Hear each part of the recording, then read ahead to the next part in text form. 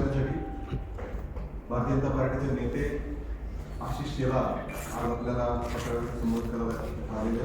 मी त्यांचं स्वागत करतो आणि त्यांना विनंती करतो की पत्रकार परिषदेला त्यांनी संबोधित करा. येणाऱ्या मुंबई महानगरपालिकेच्या 2022च्या निवडणुकांच्या चर्चा सुरू झाल्यापासून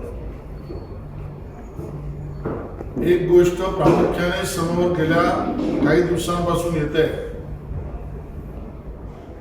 किंबहुना आम्ही जे लक्ष ठेवून आहोत त्यानंतर लक्षात असं येते गेल्या 1.5 वर्षापासून या येणाऱ्या मुंबई महानगरपालिकेच्या आणि संदर्भित सर्व निवडणुकांच्या बाबतीत महानगरपालिकांच्या शिवसेनेची विशेषतः काही खलबताटी आणि कट कारस्थानं चालू आहे. यावर भारतीय जनता पार्टी बारीक नजर ठेवून आहे. जी काही खलबत आणि कट कारस्थानाची माहिती आमच्या समोर आली आहे त्याचं वर्णन एका वाक्यात करायचं झालं तर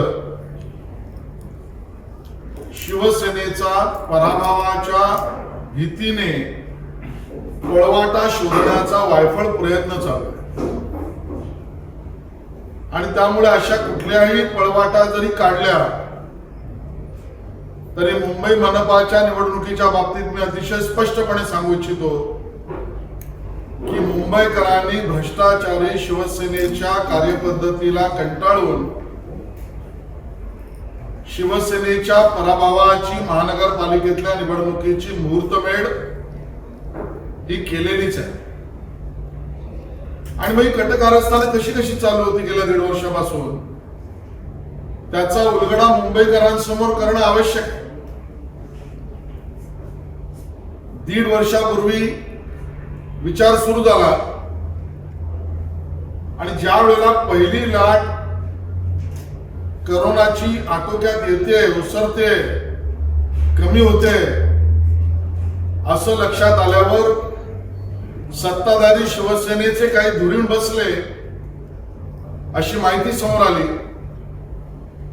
आणि मग निवडणुका फेब्रुवारी 2022 ला असल्या तरी आताच्या या आजच्या मे महिन्यामध्येच त्या उरकून टाकू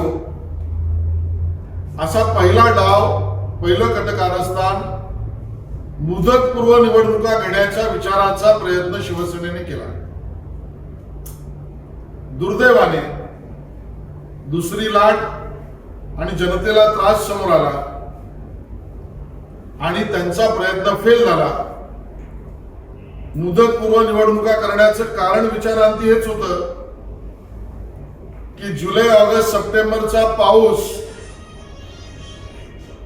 मुंबई तुंबणार याच्यावर सत्ताधाऱ्यांना सुद्धा संपूर्ण भरोसा आणि त्यामुळे तुंबलेल्या मुंबईच्या चित्राच्या आधारावर फेब्रुवारीला मतदान मागणं आणि जनतेचा कौल मिळवणं हे असंभव. म्हणून पहिला प्रयत्न मुदतपूर्व निवडणुकीचा होता जो फेल झाला. मग ही कटकारस्थान करणाऱ्या मंडळींनी दुसरा प्रयत्न केला तो म्हणजे आपल्याला आठवत असेल काही दिवसांपूर्वी, काही महिन्यांपूर्वी त्यांनी एक नवीन खोटी आवळीच प्रसारित केली की 2017ला जणू काही भारतीय जनता पक्षाच्या नेतृत्वाखाली राज्य सरकारने काम करताना जी प्रभाग रचना केली ती असंविधानिक होती, ती भाजपला पूरक होती, ती कायदेशीर नव्हती असं 3-4 महिन्यापूर्वी बोंबाबोंब केली. खरं तर किती कच्चा अभ्यास या लोकांचा सत्तेत बसून आहे. आमचे गटनेते प्रभाकर शिंदे आज इथे आहेत, केशवजी आहेत, आमचे विश्वास पाठकजी आहेत, या सगळ्यांना माहिती आहे की त्यांनी असा जणू काही समज करून घेतला की 2017च्या झालेल्या निवडणुकीच्या प्रभाग रचनेमध्ये 2011च्या जनगणनेचा आधारच घेतला नाही आणि म्हणून ती प्रभाग रचना सोयीची नव्हती. अर्ध्या अभ्यासावर वातावरण निर्मिती केली आणि मग नवीन प्रभाग रचना 2011च्या जनगणनेवर आता आपण करू यासाठी कुमक सुद्धा गोळा केली महानगरपालिकेतल्या निवडणूक विभागामध्ये जे आता काम करत नाहीत किंवा करत होते आणि आता रिटायर झाले, अशांना भरपगारी नाही, मोठ्या पगारी एकत्र करण्याचा प्रयत्न केला. आणि मग लक्षात आलं, अरे त्या 2017च्या निवडणुकांची प्रभाग रचना ही तर जनगणना 2011च्या आधारावरच झाली आहे. आणि त्यामुळे तोही प्रयत्न अभ्यासपूर्ण नसल्यामुळे फेल झाला. मग आता तिसरा प्रयत्न चालू आहे, तो लपून छपून चालू आहे, तो दबक्या आवाजात चालू आहे. आणि तो म्हणजे निवडणूक आयोगाला असं म्हणावं किंवा खाजगीरित्या म्हटलंय असंही आमच्या लक्षात येत आहे की कोरोनाची अजून दुसरी लाट आटोक्यात आली असली तरी संपलेली नाही.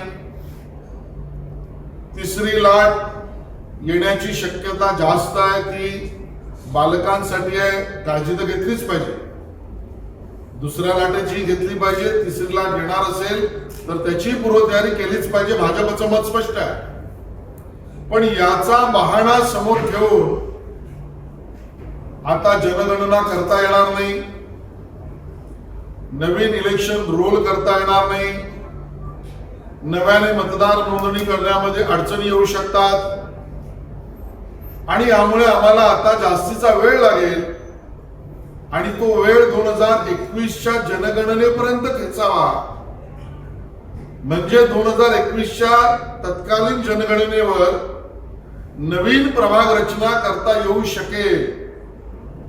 म्हणून आताच्या महानगरपालिकेतल्या निवडून आलेल्या सदस्यांना आणि सत्ताधारी महाभगास आघाडीला आणि शिवसेनेला अजून 2 वर्ष निवडणुका पुढे ढकलण्याचा प्रयत्न, कुटील डाव, कटकारस्थान चालू आहे. आम्ही जनतेसमोर वेळे आधीच आणतो आणि तो कारस्थानाचा प्रयत्न जर सत्ताधारी शिवसेनेने केला तर तो बेकायदेशीरच असेल. आम्ही त्याला आव्हान देऊच आणि अशा पद्धतीने बेकायदेशीर पुढे ढकलणाऱ्या निवडणुकीच्या प्रयत्नांना त्याचा बिमोड केल्याशिवाय भारतीय जनता पार्टी राहणार नाही. चौथाही एक प्रयत्न चालू आहे, जो आज वर्तमानपत्रांमध्ये आपण वाचला असेल की 30 वॉर्ड 30 प्रभाग टार्गेट करून फोडायचे. स्वाभाविकच आहे, जे 30 प्रभाग 30 वॉर्ड आजन्म शिवसेना किंवा काँग्रेसला जिंकताच येणार नाही, अशा प्रभाग किंवा वॉर्डांना टार्गेट करून फोडण्याचा प्रयत्न. आणि त्यामुळे अशा 4 टप्प्यामध्ये कटकारस्थान करणारी मंडळी मुंबईकरांच्या जीवाशी मात्र खेळत आहे. त्यामुळे मुदतपूर्व निवडणुका फेल, नवीन प्रभाग रचना 2011च्या सेन्ससवर करण्याचा प्रयत्न फेल, 2 वर्ष पुढे निवडणुका ढकलण्याचा दबका प्रयत्न आम्ही हाणून पाडू आणि आता 30 वॉर्ड फोडण्याची सुपारी. या पद्धतीने सत्ताधारी शिवसेनेचं कटकारस्थान चालू आहे. आमचं आव्हान आणि मागणी आहे, काँग्रेस आणि राष्ट्रवादी काँग्रेस यांची त्यांनी भूमिका स्पष्ट करावी. नवीन जनगणनेच्या अगोदरच असे 30 असतील किंवा काही वॉर्ड फोडणं, याला त्यांचं समर्थन आहे का? आणि काँग्रेस आणि राष्ट्रवादीने आणि अन्य पक्षांनी सुद्धा 2 वर्ष निवडणुका पुढे ढकलण्याचा कट जर सत्ताधारी शिवसेनेचा आहे तर त्याला त्यांचं समर्थन आहे का? राहता राहिला प्रश्न भाजपचा. भारतीय जनता पार्टी कायदेशीर मार्गाने करोनाला डोळ्यासमोर ठेवून कधीही निवडणुका घेतल्या तर त्याला तयार आहे. आणि आजकाल सामनामध्ये आम्ही डायलॉग खूप वाचत असतो आणि म्हणून त्यांना डायलॉगच्या भाषेतच उत्तर द्यायचं झालं तर निवडणुका या रणांगणात, हे युद्ध आहे समजलं तर युद्ध या संकल्पनेतून आम्ही त्यांना शिवसेनेला उत्तर देऊ इच्छितो. की आम्ही या बाबतीत तयार आहोत आणि तो प्रसिद्ध डायलॉग शिवसेनेला आठवण करून देऊ इच्छितो, बंदूक भी तेरी गोली भी तेरी, दिन तारीख भी तेरी, सुबह कहे सुबह शाम कहे शाम। इस चुनाव में भारतीय जनता पार्टी शिवसेना को परास्त करने के लिए तैयार है। या पद्धतीने 2 वर्ष निवडणुका पुढे ढकलण्याचा कट कारस्थान करणाऱ्या शिवसेनेला आम्ही खबरदार करू इच्छितो। याला आमचा विरोध तर राहीलच, पण तरी कायदा आणि कोरोनाची स्थिती हे महत्वाचे मुद्दे आहेत आणि जर अशी परिस्थिती निर्माण झाली, जर तरच्या भाषेतच सांगायचं झालं तर आमची मागणी राहील की अशा कुठल्याही पुढे ढकलणाऱ्या कालावधीतल्या कार्यकालामध्ये कुठलेही ठेकेदाराचे प्रस्ताव हे स्थायी समिती समोर न आणता इलेक्शन कमिशन समोरच आणावे लागतील। कारण इलेक्शन कमिशनच्या आड शिवसेना राजकारण करू जर पाहत असेल तर इलेक्शन कमिशनच्या आड राहून सत्ताधारी शिवसेनेला 5 वर्षात कट कमिशनचे केलेली पाप लपवता येणार नाहीत आणि त्यामुळे कट कमिशन मधले यांचे धंदे हे जनतेसमोर आम्ही आणून राहू। प्राप्त परिस्थितीत सांगायचं झालं तर 70 करोड रुपये खर्च करून दाखवण्यात आलेली नाले सफाई संपूर्णपणे आभासी आहे। मी आभासी यासाठी म्हणतो, 100% दावा केला जातोय। विषय दाव्याचा नाही, विषय वाद्याचा आहे।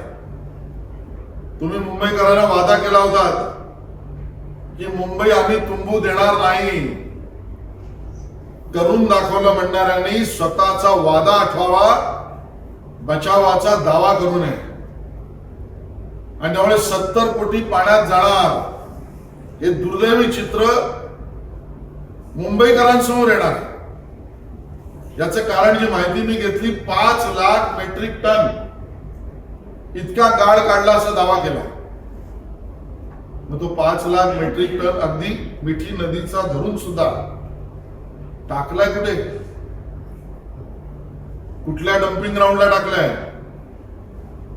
ते सरकारी डम्पिंग ग्राउंड असेल तर त्याचे फोटो रिलीज करा, ते खाजगी डम्पिंग ग्राउंड असेल तर त्याचे सीसीटीव्ही फुटेज रिलीज करा, ते कुठल्या वजन काट्यावर मोजले त्या वजन काट्याच्या पावत्या जाहीर करा, त्या वजन काट्याची चौकशी करण्याची मागणी आम्ही करू।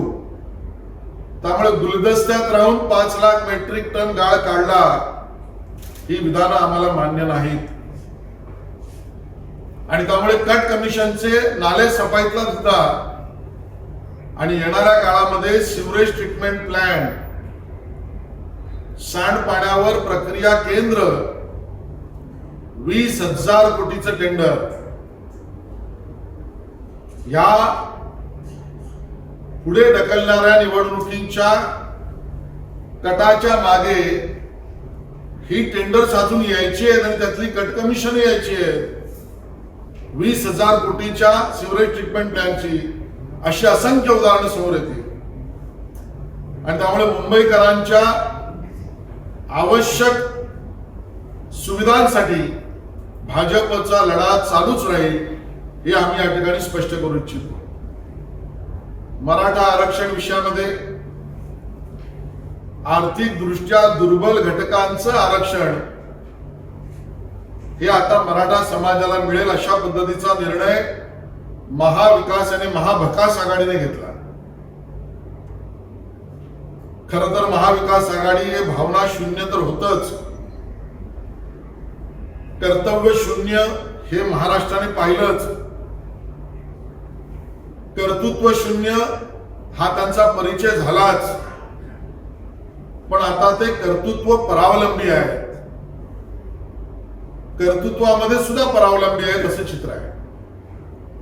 याचं कारण 10% EWS आर्थिक दुर्बल घटकांचं आरक्षण दिलं तर या ठाकरे सरकारचं कर्तृत्व काय आहे?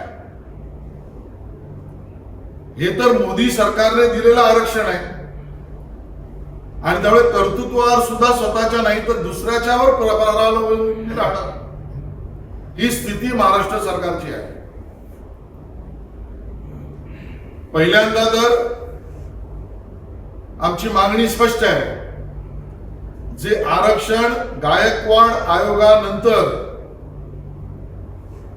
सामाजिक आणि आर्थिक सोशली आणि इकॉनॉमिकली मराठा समाजाला मिळालं ते संपूर्ण आरक्षण मिळेपर्यंत आमचा लढा चालू राहील. समाज आणि मराठा समाजाच्या भावना त्याबद्दल तीव्र आहे. आज इकॉनॉमिकली विकर सेक्शन मध्ये टाकल्यामुळे मराठा समाज सोशली आता मागासलेपणात नाही अशा पद्धतीची मांडणी ठाकरे सरकारने करू नये. संपूर्ण आरक्षण हे त्या ठिकाणी मिळालंच पाहिजे आणि तोपर्यंत ओबीसींना मिळणाऱ्या सुविधा मराठा समाजाच्या सुद्धा विद्यार्थ्यांना शिक्षणात आणि रोजगारामध्ये मिळाल्याच पाहिजेत. त्यासाठी 3000 कोटीचं पॅकेज हे द्यावं ही आमची त्या ठिकाणची मागणी आहे. आणि त्यामुळे भावना शून्य तुम्ही होता ज्या वेळेला शिवसेनेने विशेषतः ऐतिहासिक समाजाने काढलेल्या मोर्चाला ज्या पद्धतीने खिल्ली उडवली त्याच वेळेला तुम्ही भावना शून्य होता हे स्पष्ट झालं. कर्तव्य शून्य होता ते स्पष्ट झाल्याचं कारण गायकवाड आयोगावर तुम्ही सर्वोच्च न्यायालयामध्ये सरकारची खंबीर बाजू मांडूच शकला नाही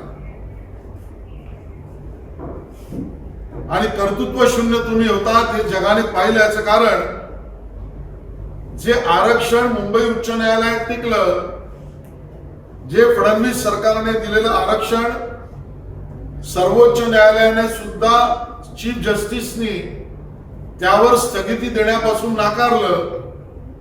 त्या आरक्षणाला आणि आयोगाला तुम्ही गाळात घालवण्याचं काम केलं ही तुमची कर्तृत्व शून्यता होती.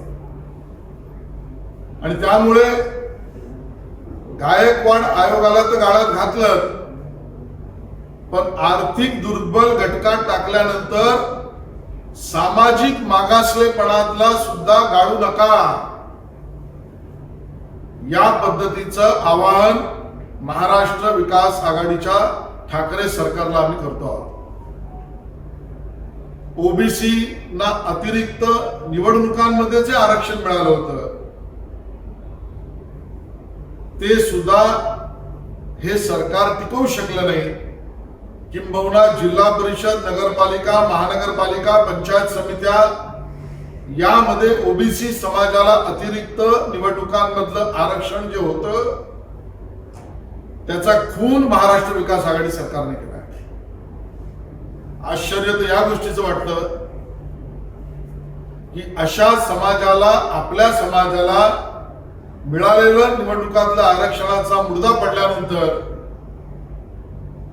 या सरकारमधले वडेट्टीवार आणि भुजबळजी हे सत्तेत मदमग्न कसे राहू शकतात हा खरा समाजासमोर पडलेला प्रश्न आहे.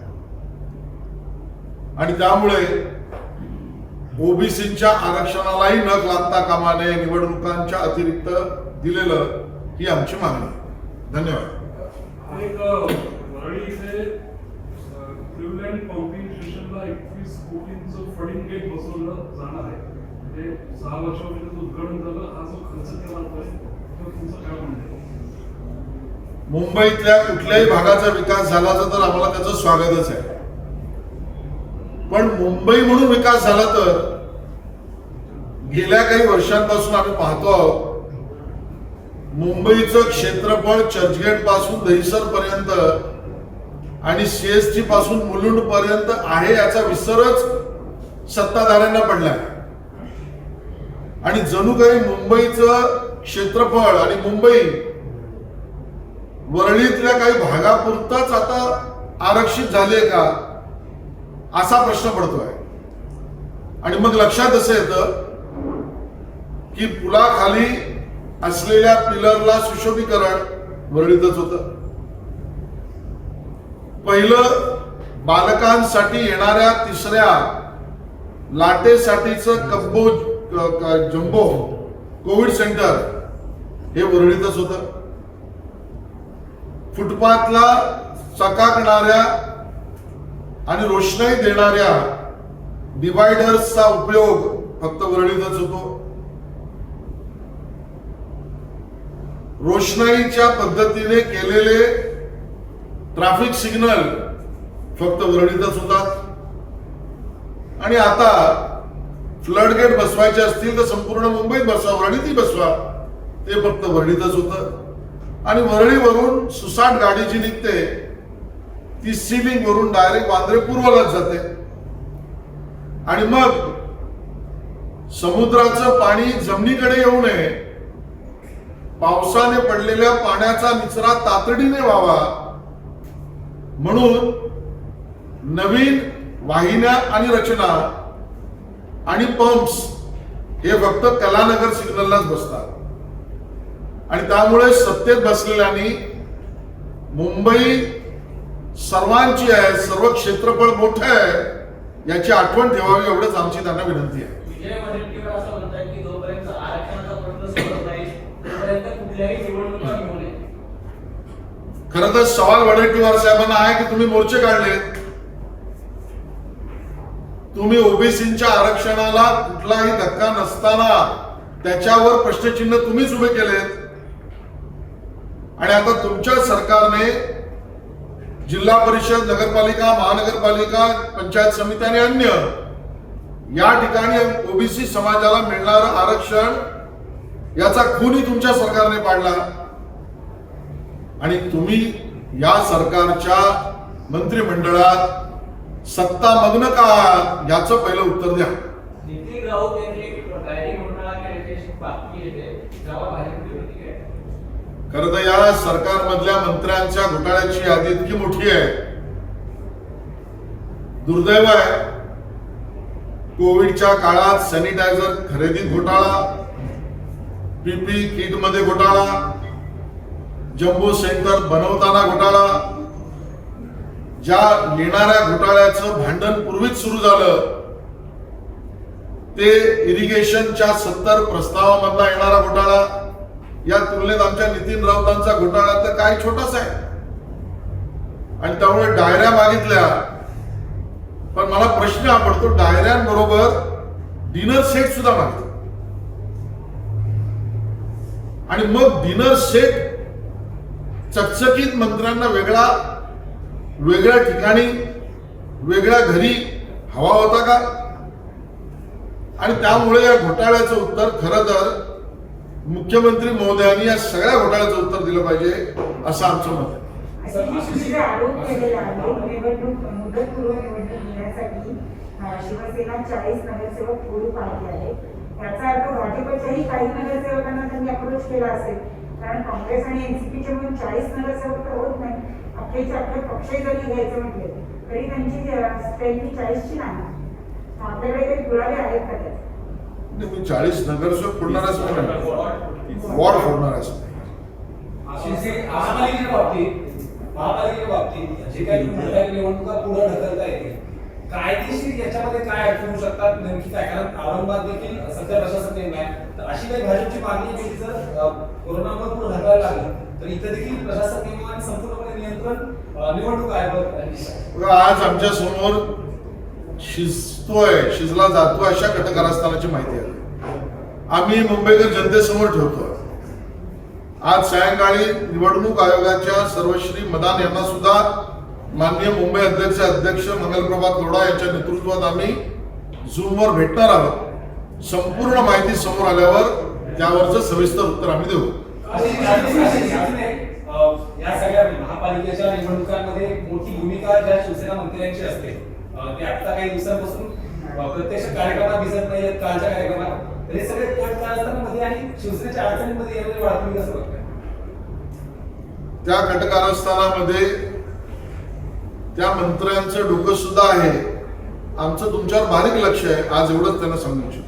काल अडीच वर्षानंतर देवेंद्र फडणवीस यांनी शरद पवारांची भेट घेतली. राज्यामध्ये यानंतर नवीन समीकरण येऊ शकतं. माननीय देवेंद्रजींनी स्पष्ट केलंय की माझी भेट ही सदिच्छा भेट होती. त्यामुळे त्याच्यावर आता वरील काही प्रश्न उपस्थित करणं आणि त्याच्यावर मी उत्तर देणे संयुक्तिक होणार. सर, संजय राऊतांनी असं सांगितलं आहे की कालची जी भेट होती ती मार्गदर्शन भेट होती. पवारांनी फडणवीसांना मार्गदर्शन केलं आहे आणि त्याला मार्गदर्शन योग्य पद्धतीने मिळालं असेल संजय राऊतांचं. आणि पुढचे 100 वर्ष हे सरकार राहणार आहे, त्यामुळे भाजपची चिंता करू नये. संजय राऊत यांचं संपूर्ण नाव संजय राऊत आहे आणि ते महाभारतातले संजय नाही. त्यामुळे ते स्वतः तिथे नसताना तिथे काय घडलं असं त्यांना कळावं अशी त्यांच्याकडे विद्या असल्याची बातमी सामन्यामध्ये नाही. आणि त्यामुळे अशा कुठल्याही पद्धतीच्या मार्गदर्शनावर ते बोलू शकतात अशी कुठली माहिती आणि असा कुठलाही विषय आमच्या समोर नाही.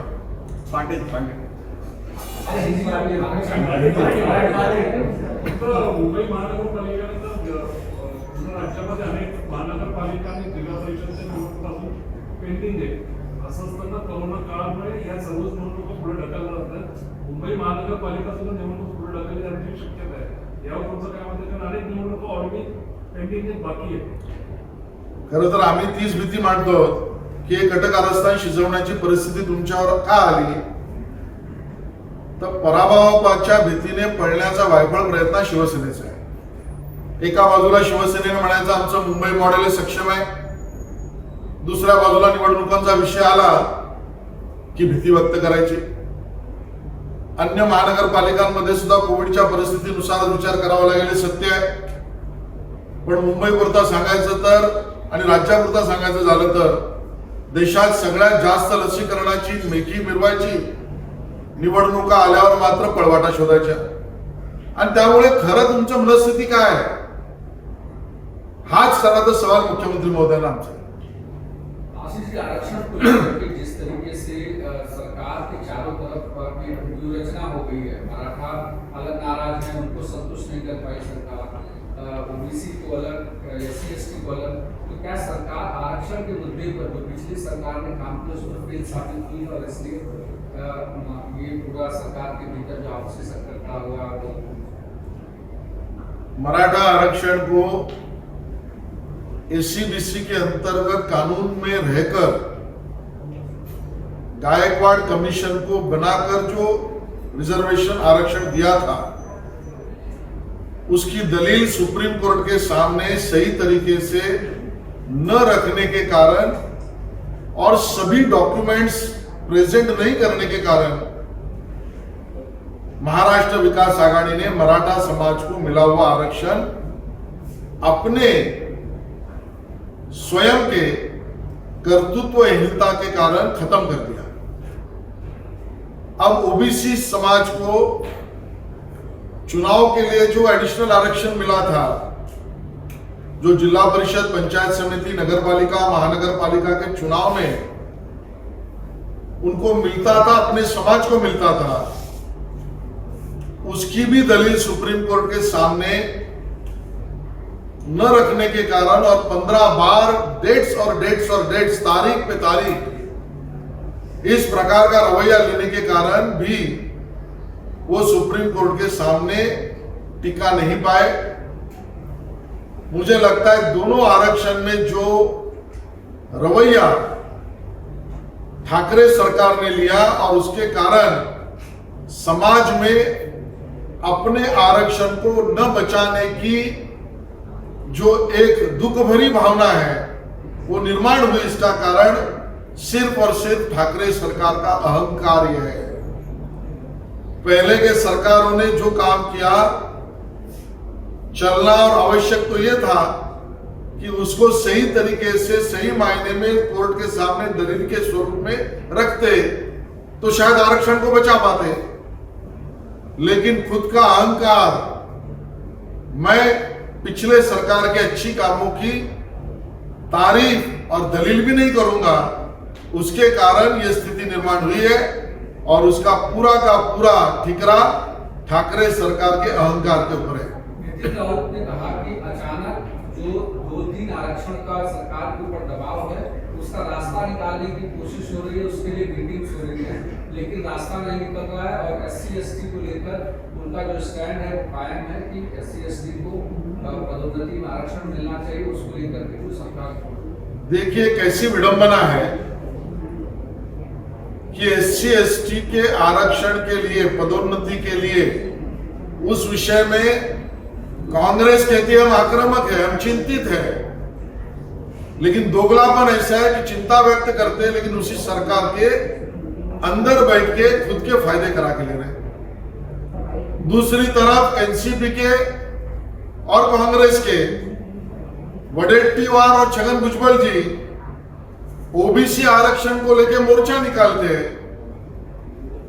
और दोगलापन ऐसा है कि उनकी सरकार के रवैये के कारण